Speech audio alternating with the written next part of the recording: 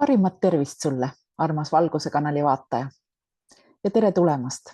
Mina olen Kaia-Liisa Reinut.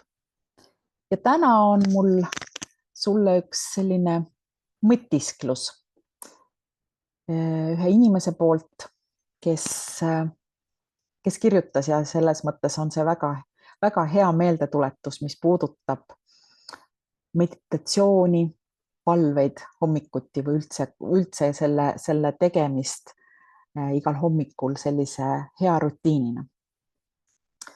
Ja see inimene kirjutas niimoodi. Mõnikord mulle tundub, et palvetamiseks ja mediteerimiseks ei jätku mul aega. Ma unustan ära, et mõnede teiste tegevuste jaoks, nagu näiteks telefoni scrollimiseks, leidsin ma alati aega. Aga tõde on, et aega on võimalik leida kõige jaoks, mida ma tõepoolest teha tahan. Küsimus on selles, kui väga ma seda tahan.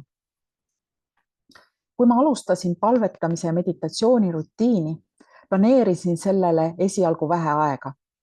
Hommikuti enne tegutsema asumist võtsin korraks aja maha ja avasin Valguse kanali ja kuulasin mõne video.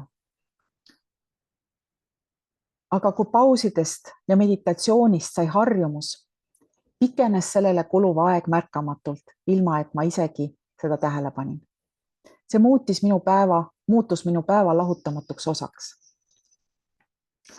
Kui pea on sassis või sees on ärevus ja palvetada või mediteerida on raske, kordan lihtsalt meeleolu palvet, milleks on, et Jumal või allikas anna mulle meelekindlust leppida nende asjadega, mida ma ei saa muuta, anna mulle julgust muuta neid asju, mida ma saan muuta, ja tarkust nende vahel vahet teha.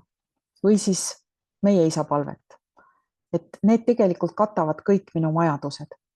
Ja seejärel mõtlen sellele, mille eest ma saan täna tänulik olla. Ja ütlen lihtsalt mõned tänusõnad. Palvetamiseks ja mediteerimiseks ei pea ennast tingimata eraldi ruumi sulgema ega kasutama keerulisi tehnikaid või ebamugavaid asendeid. Seda saab teha igal ajahetkel ja igal pool, isegi keset rahvarohket saginat. Panen lihtsalt korraks silmad kinni, astun hetkeks vaimselt eemale ja keskendun enda sisse. Ja seda mööda, kuidas ma jätkan pauside ja oma seisundi määratlemise, mediteerimise ja palvetamise harjutamist, avastasin, et sõnu polegi vaja, sest allikas näeb, kuuleb ja mõistab mu mõtteid ka vaikuses. Ja see tõepoolest toimib.